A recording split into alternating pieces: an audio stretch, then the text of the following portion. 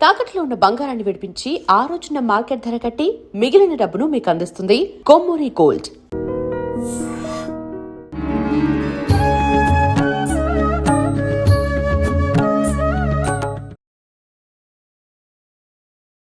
నమస్కారం, welcome to I dream. ధర్మ మార్గం విత్ విజిత కార్యక్రమానికి స్వాగతం. ప్రస్తుతం మనతో పాటు ఉన్నారు ప్రముఖ ఆధ్యాత్మికవేత్త శ్రీమతి బట్టిప్రోలు విజయలక్ష్మి గారు. ఇప్పుడు అమ్మతో మాట్లాడి మరిన్ని విషయాలు తెలుసుకుందాం. నమస్కారం అమ్మా. నమస్కారం అమ్మా. అమ్మ, మనకి మహాశివరాత్రి రాబోతుంది. మరి మహాశివరాత్రి రోజు ఏం చెయ్యాలి ఏంటి అనేది ప్రతిసారి మనం మాట్లాడుకుంటూనే ఉన్నాము, ఇప్పుడు కూడా మాట్లాడుకుందాము. కాకపోతే శివుడికి సంబంధించిన క్షేత్రాలు ఇప్పుడు మనకు తెలిసినవి కొన్ని ఉన్నాయి, తెలియనివి చాలా ఉన్నాయి. కొన్ని అలాంటి క్షేత్రాల గురించి, ముఖ్యమైన క్షేత్రాల గురించి మాట్లాడుకుని ఆ తర్వాత మనం శివరాత్రి పూజా విధానం అవన్నీ మాట్లాడుకుందాం. శివరాత్రి ప్రతి నెల ఒక శివరాత్రి వస్తుంది, దాన్ని మాస శివరాత్రి అంటాం. అంటే త్రయోదశి చతుర్దశి కలిసిన ఘడియలు అనమాట అది. అలాగే మాఘమాసంలో వచ్చే శివరాత్రిని మహాశివరాత్రి అంటాం. అఘము అంటే పాపం, మాఘము అంటే పాపం తీసేసేటటువంటి నెల. ఈ నెల మనం ఏం చేసినా అంటే ఎంతో ప్రతి జీవి పుట్టాక పాపాలంటూ తెలుసో తెలియకో చేస్తూనే ఉంటాం. కనుక అవన్నిటి పోవటానికి శివుణ్ణి శరణు వేడితే ఆయన అలాంటివన్నీ పరిహారం చేసేసి మనల్ని మళ్ళీ పరిశుద్ధుల్ని చేస్తాడని ఈ నెలలో నమ్మిక. కనుక ఈ మాఘపు ఆదివారాలన్నీ సూర్యుడికి, ఈ శివరాత్రి అంతా దేవుడికి మనం అర్పించినటువంటిది. కనుక ఈ మహాశివరాత్రికి కొన్ని శివక్షేత్రాలు మన దేశంలో చాలా ప్రత్యేకమైన ఉన్నాయి. కొన్ని నిజంగానే చెప్పుకుని తీరాలి అనిపించేటటువంటి ఆలయాలు ఉన్నాయి. ఒకటి మనకి చాలా దగ్గరలోనే మన తెలంగాణలోనే మేళ్ల చెరువులో ఒక శివాలయం ఉంది. అక్కడ ఉన్నటువంటి శివుడు ఎలా అంటే శివలింగమే ఉండి వెనకాల జడ ఉంటుంది. పురోహితులు మనకి అద్దంలో చూపిస్తారు, ఇదిగో వెనకాల జడ ఉంది చూడండి అని. అలా జడ ఉంది. అలాగే దానిపైన నడినెత్తి మీద ఎప్పుడు చూసినా నీరు ఊరుతూ ఉంటుంది. శివలింగం కృష్ణానది ఒడ్డున ఉంది. ఆ సహజమైన జల వస్తూ ఉంటుంది. అదే తీర్థంగా అందరికీ ఇస్తారు. కనుక ఇలాంటివి ప్రత్యేకమైన ఆలయాలు నిజంగానే ఈ సమయంలో ఆలయాలు కిక్కిరిసిపోతూ ఉంటాయి. అవకాశం ఉంటే ఆ సమయంలో చూడండి, లేకపోతే ఆ తర్వాతనైనా వెళ్ళి ఒకసారి చూడొచ్చు కదా. అవును, ఇలాంటివన్నీ మన పక్కనే ఉన్నవి, వాటి ఎన్నిటికో వెళ్తూ ఉంటాం, ఎందుకు చూడకూడదు అనేది నా భావన. ఇలాగే త్రిపురాంతకం అని ప్రకాశం జిల్లాలో ఒక ప్రాంతం ఉంది. అది పూర్తిగా త్రిపురాంతకేశ్వరుడు, శ్రీశైలానికి ఒక ముఖద్వారం అది. అక్కడ ఉన్నటువంటి శివుడికి కూడా ఒకప్పుడు అని ఎందుకు అనాల్సి వస్తుందంటే ఆ లింగం భిన్నమైపోయింది. ఇప్పుడు కొత్త లింగం పెట్టారు. ఈ పెట్టిన లింగం మానవ నిర్మిత లింగం కనుక దానికి ఆ భగవంతుడు ఇచ్చిన టెక్నాలజీ రాలేదు. పాత లింగానికి పైనుంచి నిరంతరము జల ఊరుతూ ఉండేది. ఆ జల తీసి తీర్థంగా ఇస్తూ ఉండేది. అలా భిన్నం అవుతూ ఉంటాయమ్మా మరి ఏదైనా ఏ వస్తువుకైనా సరే కొంత ఆయుష్ అనేది ఉంటుంది. తర్వాత ఆయుష్ ఆయము అంటారు బిల్డింగ్ కి కూడా. ఆ తర్వాత ఆ బిల్డింగ్ కళావిహీనంగా అయిపోతుంది. అవును, మళ్ళీ దానికి కొన్ని ప్రత్యేకమైన పూజలు చేసి మళ్ళీ తిరిగి గృహప్రవేశం చేసినట్లుగా అన్నీ చేస్తే తిరిగి ఆ ఇల్లు మళ్ళీ కొంత లైఫ్ను పుంజుకోవచ్చు. మనిషికి కూడా అంతే, కొన్నాళ్ళు అయిపోయాక ఒక రకం డెడ్లీ బాడీ లాగా అయిపోతుంది. మళ్ళీ కొంచెం ఏదో వైద్యం చేయించుకున్నో పూజలు చేయించుకున్నో మళ్ళీ తిరిగి మనం రీఛార్జ్ అవ్వటం లేదు. కనుక దేనికైనా కూడా ఒక ఆయుష్ అనేది ఉంటుంది, దేనికైనా కూడా. అది అయిపోయాక మళ్ళీ దాన్ని మనం మళ్ళీ రీఛార్జ్ చేయాలన్నమాట. ఆ విధంగా ఉండేటటువంటి ఆలయాలు ఉన్నాయి. పిఠాపురంలో కుక్కుటేశ్వర స్వామి, ఈశ్వరుడు అనగానే శివుడు అని తెలుస్తుంది కదా. ఈ కుక్కుటేశ్వర స్వామి ఆలయం పిఠాపురం ఆంధ్రప్రదేశ్లో ఉంది. అక్కడ 3 గయల్లో అదొక గయా ప్రాంతం. అక్కడ శివుడు కుక్కుటేశ్వరుడు రూపంలో వచ్చారు. శక్తిపీఠం అమ్మవారు పురుహూతిగా రూపంలో వచ్చింది అక్కడ. ఆ ప్రాంతంలో మన వాళ్ళు చేతులారా ఎలా మన హెరిటేజ్ని పాడు చేస్తారో చెప్పటం కోసమని చెప్తున్నా ఇది. ఒకప్పుడు అది పూర్తిగా కోడి ముక్కు ఆకారంలో ఉన్న లింగంలాగానే ఉండేది. కుక్కుటం అంటే కోడి సంస్కృతంలో. అలా అంటే కోడిలాగా శివుడు కూస్తే గయుడు తన శరీరాన్ని హోమగుండంగా ఇచ్చినటువంటి ఆయన అంత హోమగుండం తన మీద మండుతున్నా కూడా నిబ్బరంగా పడుకున్న గయుడు ఇక చివరికి ఇతను తెల్లవారే లోపల లేవడేమోనని శివుడు కొంచెం కుక్కుటంలాగా అరిచాట. అరిస్తే తెల్లారిపోయింది, కోడి కూసిందని కదిలాడు గయుడు. కదిలేసరికి యజ్ఞభంగం అయింది. తర్వాత గయాసురుణ్ణి అంటే అసురుణ్ణి అంతం చేయటానికి త్రిమూర్తులు రచించిన నాటకం అన్నమాట ఇదంతా. అక్కడ ఆయన కుక్కుటం రూపంలోనే లింగంలాగా వెలిశాడు. ఆ కుక్కుటాన్ని ఒకసారి గోదావరి పుష్కరాలు వచ్చినప్పుడు, మొన్న కాకుండా అంతకు ముందరిసారి గోదావరి పుష్కరాలు వచ్చినప్పుడు దాన్ని అంతా మళ్ళీ బాగు చేసి అనాలో పాడు చేసి అనాలో మరి దాన్ని మళ్ళీ మార్చి మామూలు లింగంలాగా చేశారు. ఎందుకు అలా చేశారు? ఒకప్పుడు ఇలా ఉండేది కదా అని అడిగితే అందరూ వచ్చి లింగం ఏంటండి ఇలా ఉందేమిటండి అని అడుగుతున్నారు, అందుకని చేయాల్సి వచ్చింది అన్నారు. కొంచెం బాధేసింది కదా, నిజంగానే బాధ వేసింది. మళ్ళీ ఒకసారి ఉన్నదాన్ని పాడు చేస్తే తిరిగి తేలేము. అసలు ఆ వెనక స్థితి రాదు ఎప్పటికీ. ఆ వెనక స్థితి రాదు, ఆ వెనక శక్తి రాదు, అది గమనించాలి. ఒకప్పుడు ఉన్న శక్తి దానికి ఇంకా రాదు. మనమే చేతులారా ఆ శక్తిని పాడు చేస్తున్నాం అనమాట. అంతే. ఏ ఒక దేవత దగ్గరికి వెళ్తుంటే ఆ దేవత శక్తి, ఆ మహత్యం మనకు కావాలని కోరుకుంటాం, అది మిస్ అవుతాం. అది అందరూ కూడా గ్రహించుకోవాలి. కానీ ఇప్పటికీ కొన్ని ఆలయాల్లో వాటిని అలాగే ఉంచి ప్రిజర్వ్ చేస్తున్నటువంటివి. శ్రీకాకుళం ఇంకొంచెం ముందరకు వెళ్తే శ్రీకాకుళంలో రవివలస దగ్గర టెక్కలి దగ్గర ఎండల మల్లికార్జునుడు అని ఒక ఆలయం ఉంది. అది పూర్తిగా ఒక కొండంతా శివలింగాకారంలో ఉంటుంది. కొండే శివలింగాకారంలో ఉంటుంది. ఒక 20-30 అడుగులు 32 అడుగుల దాకా ఎత్తు ఉంటుంది.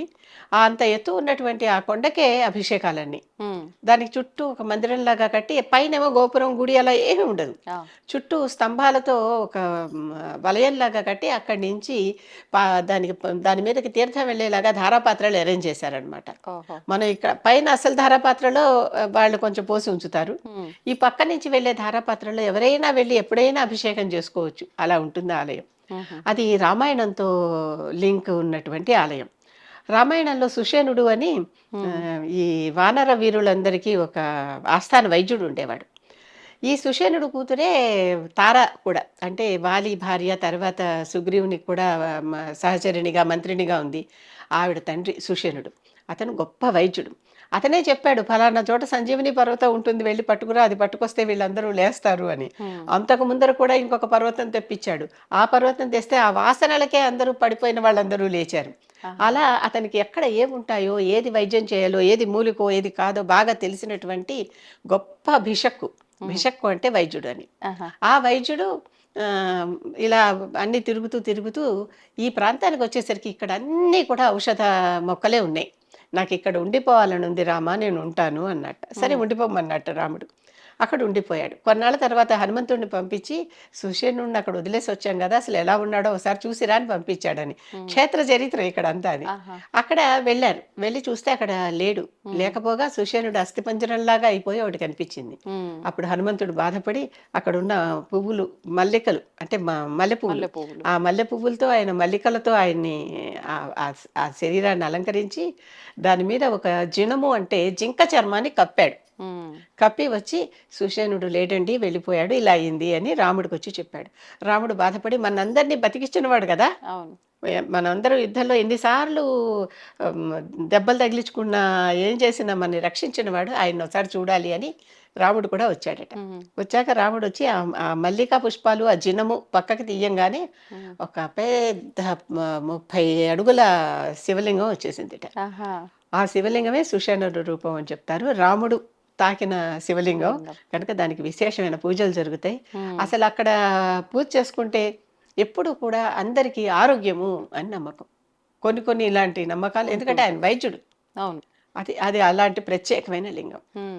ఇది కాకుండా రాజస్థాన్లో చిత్తౌడ్గఢ్లో ఒక సమాధీశ్వర మహాదేవ్ అని ఒక ఆలయం ఉంది. సమాధి అంటేనే తెలుస్తోంది కదా. అసలు అక్కడికి వెళ్ళంగానే ఆలయంలో త్రిముఖ మహాదేవుడు, శివుడికి 3 తలలు, ముఖాలే 3 కూడా. 3 ముఖాలతో చక్కగా పెద్ద విగ్రహం. ఎంత విగ్రహం అంటే గర్భాలయంలోకి వెళ్తే గోడంతా విగ్రహమే. అంత పెద్ద, ఓన్లీ తలలే, పైగా తలలే, కింద శరీరం కనిపించదు. తలలు మాత్రమే ఉండి కళ్ళతో ఇలా చూస్తున్నట్లుగా 3 ముఖాలతో మహాదేవుడు. అక్కడికి వెళ్తే ఎంత ప్రశాంతంగా ఉంటుందంటే, అందుకే సమాధీశ్వర అని పేరు వచ్చిందేమో. చక్కగా ఎవరైనా ధ్యానం చేసుకుని సమాధిలోకి వెళ్ళాలంటే అంతకంటే ప్రశస్తమైన ఆలయం నేను ఇంతవరకు చూడలేదు. ఎవ్వరు అంటే వచ్చినా కూడా అంతా శాంతంగానే ఉంటుంది. ఎవరు ఏమి అంటే పూజాధికాలు హడావిడి అలా ఉండదు. పూజ చేస్తారు, వెళ్ళిపోతారు. మనం అందరం లోపలికి వెళ్ళొచ్చు, పక్కన కూర్చోవచ్చు, హాయిగా శాంతంగా కూర్చుని ఆ శివుడికి నమస్కారం చేసుకుంటూ కూర్చుంటే చక్కటి తపస్సు లాంటి సమాధి వచ్చేస్తుంది అనమాట. చాలా హాయిగా ఉంటుంది. సమాధీశ్వర మహాదేవ్ అంటారు ఆయన్ని. ఇంకా త్రిపురలో ఊనకోటి అని ఒక ప్రాంతం ఉంది. ఊలకోటి. ఊన ఊన అంటే ఒకటి తక్కువ అని అర్థం. కోటికి ఒకటి తక్కువ, ఊనకోటి. అది సంస్కృత సంఖ్య అనమాట అది. ఆ ఊరి ఆ ప్రాంతం పేరే ఊనకోటి. అక్కడ మనం నదిలో వెళుతూ ఉంటాం. అక్కడ వెళుతూ ఉంటే మొత్తం కొండ మీదంతా కోటి దేవతలు ఒక్కసారి మన భూమండలాన్ని దర్శించాలని వచ్చారట. వచ్చి కోటి మంది వచ్చి ఒకరు తక్కువయ్యారు. ఆ ఒకరు వచ్చేసేదాకా అక్కడ విశ్రాంతి తీసుకుని వారొకరు వచ్చాక వెళ్దాం అనుకున్నారట. మహాదేవుడు అసలు అక్కడ లేని దేవతలు లేరు, ముఖ్యంగా మహాదేవుడే ఉంటాడు. కనుక ఈ కోటి దేవతలు ఆ రాత్రికి అక్కడ విశ్రమించారట. విశ్రమించి చివరికి ఆ ఒక్కడు అప్పటికే రాలేదు. మహాదేవుడు అన్నట్టు ఇక్కడే శిలలైపోదాం అన్నారట. ఆ కొండ మీద ఈనాటికి కోటికి ఒకటి తక్కువగా దేవతా శిల్పాలు ఉన్నాయి, సహజమైన దేవతా శిల్పాలు. ఈ ఊనకోటి చూడటం కూడా కొంచెం కష్టమే. ప్రత్యేకంగా ఒక రోజంతా దానికి వదిలేసుకోవాలి, ఎందుకంటే నదిలో కొంత దూరం వెళ్ళాలి. ఎక్కడో ఆ కొండల మీద ఉన్నాయి. కొండల మీదకి మనం కొంతవరకు ఎక్కచ్చు, పర్వాలేదు, పడవ దిగి కొంత ఎక్కచ్చు. అక్కడ వరుసగా కొండల నిండది. అసలు కోటి దేవతల రూపాలు చూడాలంటే ఎంత నడవాలి కొండల మీద? ఎన్ని కిలోమీటర్ల పాటు ఉంటుందో అమ్మా? అది అంతా 1 కిలోమీటర్ పైనే ఉంటుంది. కిలోమీటర్ పైనే ఉంటుంది. కొండ పైన కాబట్టి కొంచెం నడక కూడా ఇబ్బందే. కొండ మీద ఇట్లా ఎక్కడ చూస్తే అక్కడ విగ్రహాలు, ఎక్కడ చూసినా. అసలు ఎవరు చెక్కారనుకోవాలి దాన్ని? అంత సాధ్యపడేది కాదు, స్వయంభూగా అన్ని స్వయంభూ. కాకపోతే అసలు ఎవరైనా కోటి దేవతా చిత్రాలు ఒక చోట, వీళ్ళందరికీ నాయకుడు శివుడు, ఆయన తీసుకొచ్చాడు వీళ్ళందరినీ. అక్కడ అది చాలా విశేషంగా కనిపిస్తుంది. అంటే ఎక్కడా చూడలేనటువంటి ఒక వింత. ఇలాంటి వింతలే ఒకటి మనకి తిరుపతి దగ్గర పరశురామేశ్వర ఆలయం ఉంది. ఈ పరశురామేశ్వర ఆలయం ఎలా ఉంటుందంటే, అది భూమిలోనే మొట్టమొదటి శివలింగం అని చెప్పుకుంటారు.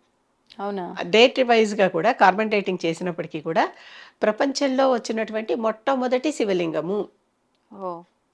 శివలింగం సౌరం ముందర పుట్టింది, తర్వాత శైవం. సౌరం అంటే సూర్యుడు కనిపించేవాడు, ఆయన కొలవటం మొదలుపెట్టారు.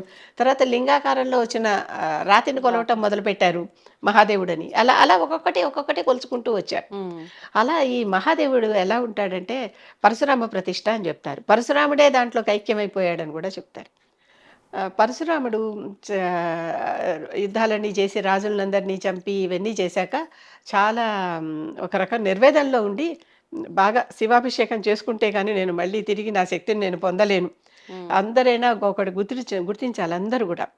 శివుడికి అభిషేకం చేసుకుంటే వాళ్ళ తేజస్సు, ఆయుష్, వాళ్ళ ఐశ్వర్యం తిరిగి వస్తాయి. ఆరోగ్యం, ఐశ్వర్యం, ఆయుష్ అన్నీ కూడా వాళ్ళకి తేజస్సు ముఖ్యంగా శివుడు అధీనంలో ఉన్నాయి. శివుడు అధీనంలో ఉంటాయి అవన్నీ. అందుకనే శివుడు మనకి ప్రాణప్రదాత, ఆయన మహాకాళుడు. అలా ఆ విధంగా ఉంటుంది. అభిషేకం చేసుకుందాం అని వచ్చాడు. అక్కడ ప్రత్యేకమైన ఒక లింగం కనిపించింది. ఆ లింగానికి తపస్సు చేసుకునేది రోజు చేసుకుందామని. ఆ పక్కనే ఒక పుష్కరిణి ఉండేది. ఆ పుష్కరిణిలో ప్రత్యేకమైనటువంటి పద్మాలు వికసించేవి. ఆ వికసించిన పద్మాలు తీసుకొని వచ్చి అక్కడ అభిషేకం చేస్తూ ఉండేవాడు ఆయన. అక్కడ ఆ కొలనులోనే ఒక బ్రహ్మరాక్షసుడు ఉన్నాడు. ఆ బ్రహ్మరాక్షసుడు బ్రహ్మ యొక్క అవతారం. అతను కూడా అక్కడికే వచ్చి శివుణ్ణి పూజిస్తే మనకు అన్ని తీరిపోతాయి అనుకున్నాడు. విష్ణు వంశేమో పరశురాముడు, బ్రహ్మ వంశేమో బ్రహ్మరాక్షసుడు. ఆ బ్రహ్మరాక్షసుడు వచ్చి అతను అక్కడ పూర్తిగా ఆ లింగానికి అభిషేకం చేసుకుంటూ ఉండేవాడు రోజు, తను కొలనులో పూయించిన పూలతో. ఈ పరశురాముడు వచ్చినప్పటి నుంచి ముందర ఈయన తెచ్చేస్తున్నాడు పూలు.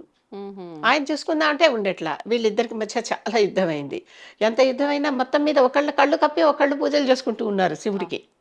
అప్పుడు ఈ పరశురాముడు రోజు ఏదో ఒక మృగాన్ని చంపి, మాంసము, అటవీకులు కదా, అలాగే ఒక కళ్ళు పాత్ర, ఒక చెట్టు నెక్కి కళ్ళు తీసి ఒక కళ్ళు పాత్ర, ఒక పాన పాత్ర, ఒక మృగ శరీరం, ఈ రెండింటిని పట్టుకొచ్చి రోజు మహాదేవుడికి నైవేద్యం పెట్టేవాడు. ఈ పువ్వులు తీసుకొచ్చి పూజ చేసేవాడు. ఇవి చూసి వీళ్ళు అసలు ఏమిటి, బ్రహ్మేమో మద్యము మాంసము తీసుకొచ్చి దేవుడికి పెట్టడం ఏమిటి అని ఈ బ్రహ్మరాక్షసుడికి నచ్చట్లా.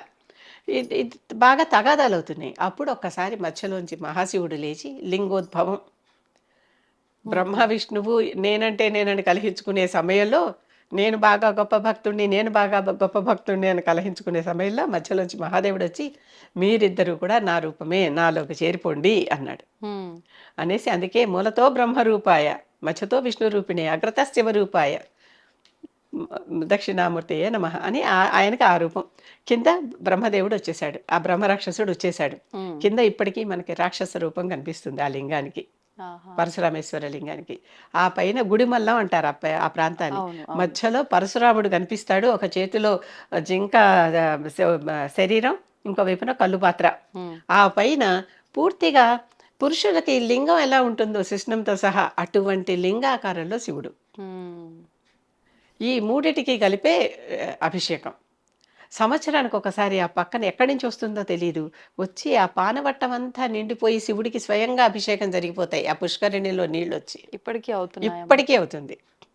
ఇప్పటికీ అవుతుంది. అటువంటి ప్రత్యేకమైనటువంటి ఆలయం. ఈ ఆలయాల్లో మొట్టమొదటి శివలింగం అని కదా, అసలు అప్పటిదాకా లింగ రూపంలో ఎక్కడా పూజ జరగనటువంటి, లింగాన్ని దేవుడిగా కొలవనటువంటి మొట్టమొదటి ఆలయం. గుడి పల్లం అక్కడ పల్లంగా ఉండేది, అందుకే అక్కడ నీరు చేరుతుందని. ఆ పల్లం రాను రాను ఇప్పుడు గుడి మల్లం అయింది. అయింది. రేణిగుంట దగ్గర ఓల్డ్ ఎయిర్పోర్ట్ తిరుపతిది అక్కడే ఉండేది. ఇది రీసెంట్‌గా నేను షూట్ గూడా చేశానమ్మా ఈ టెంపుల్. అవునా? Very good. మన ఛానల్‌లోనే. మరి లోపల బ్యాంక్ లాకర్లు లాగా అన్నీ ఉన్నాయి, చేశారా? అన్నీ చేయడానికి చేయలేదా? కుదరదుగా. మేము మొట్టమొదట వెళ్ళినప్పుడు అసలు ఎవరు ఆలయం గురించి చెప్పలేదు, అడగలేదు. ఆ! అలాంటప్పుడు మేమే వెళ్ళి నెమ్మదిగా ఏఎస్ఐ వాళ్ళని పిలిపించుకుని తలుపు తీయించుకుంటే ఆయనే లోపలికొచ్చి టార్చ్ లైట్ వేసి ఆ గర్భగుడి లోపల దిగి కూడా చూసాం మేము. హుహుహు. అంత దగ్గరగా వెళ్ళి తాకి చూసినటువంటిది. హ్మ్. అది కూడా ఇప్పుడు లోపటి వరకు వెళ్ళనివ్వట్లేదు గదమ్మా! పూజలు జరిగిపోతున్నాయిగా. అదే. ఎప్పుడైనా ఏదైనా సరే మనకి పూజ జరిగినాకే దానికి శక్తి, బలము, దేవతా రూపం. హ్మ్. హ్మ్. పూజ జరగనంత వరకు అది మామూలు రాయే. అంతే. ఎందుకు గుళ్ళలో షాపుల్లో బోల్డు దేవతా విగ్రహాలు అమ్ముతున్నారా? అవును. షాపుల్లో ఉన్ననాళ్ళు బొమ్మ, ఇంటికొచ్చాక అమ్మ. మనం పూజ మందిరంలో పెట్టేసుకున్నాక అవును. అమ్మ. అంతే. ఆ విధంగా ఉంటుంది ఏదైనా సరే. అక్కడ అసలు అది ఆలయాలు ఎన్ని రకాలుగా పనికొచ్చేవంటే బ్యాంకులుగా కూడా పనికొచ్చేవట. హ్మ్. ఊళ్ళో ఉన్న వాళ్ళందరూ వాళ్ళ ధనం దాచుకోవడానికి, దేవుడి దగ్గర చోరీ చేస్తే పాపం అనే ఓ భయం ఉంటుందిగా. అందుకని అక్కడ ధనం దాచుకోవడానికి కొన్ని రాళ్ళు తీసి లాకర్ కూడా చూపించాడు ఆయన మాకు, ఆ ఏఎస్ఐ ఆఫీసర్. టార్చ్ లైట్ వేసి, అప్పుడు లోపల లైట్ కూడా లేదు. హ్మ్. తీసి ఆ లాకర్ చూపించారు. ఆ లోపల రాళ్ళు కొంచెం తీసి ఒక్కొక్కళ్ళకి ఒక్కొక్కటి కేటాయిస్తే దాంట్లో స్వామివారి నగలైనా పెట్టుకోవచ్చు. హ్మ్. ఒకప్పుడు బాగా జరిగింది, మధ్యలో మూతపడిపోయింది, మళ్ళీ ఇప్పుడు జరుగుతోంది. హ్మ్. దేనికైనా ఒక ఆయుష్ ఉంటుంది, మళ్ళీ పునఃపూజ జరగాలన్నాను కదా. అవును. ఆ జరిగింది, మళ్ళీ దానికి బాగా ప్రభ అందుకుంది. విపరీతంగా జనం వస్తున్నారు, చూస్తున్నారు. మీలాంటి వాళ్ళు వెళ్ళి షూట్లు కూడా చేస్తున్నారు.